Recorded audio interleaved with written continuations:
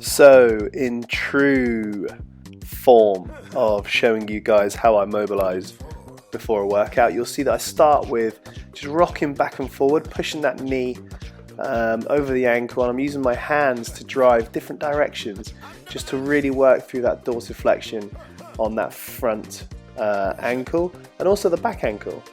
You'll also see that I also really try to promote healthy feet, healthy toes with clients. One of the exercises here I'm doing is just working through lifting the big toes up and down, and then also working through the other toes, and then I'm starting to rock left to right just to go through supination and pronation at the foot as I work through into mid-tarsal. Having healthy feet, guys, is really, really important when you're working out in the gym. So here you see me going through type 2 motion of the thoracic spine, and what that means is I'm looking at opening out vertebra by vertebra, going into side bending and rotating.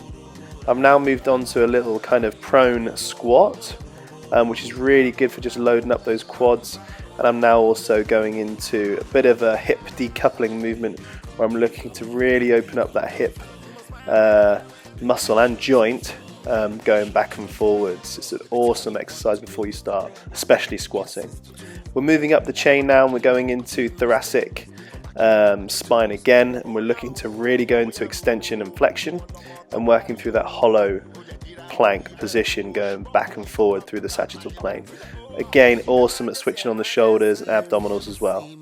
I'm now crawling forwards, just going through and opening up and starting to work into those pecs and really opening up through that thoracic spine and hip as I rotate through that hip and also drive forwards. I'm always looking to make sure that my thoracic and hips are especially warm and mobilized before going into any exercise, because that's where you're going to get the range of movement, guys.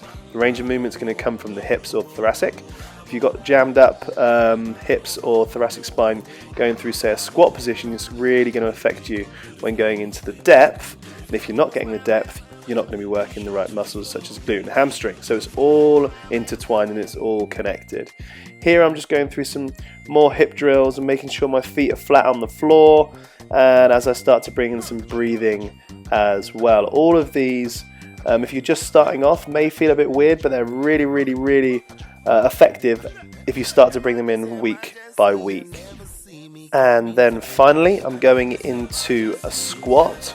So I'm loading up the calves, loading up the hamstrings and glutes, and as I push back, I'm really getting a stretch on those hamstrings.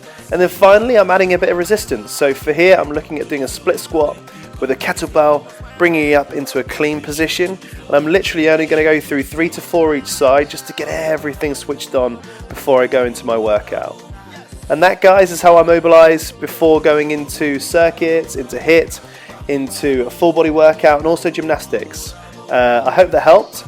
Any questions, leave them below, and as always, stay healthy.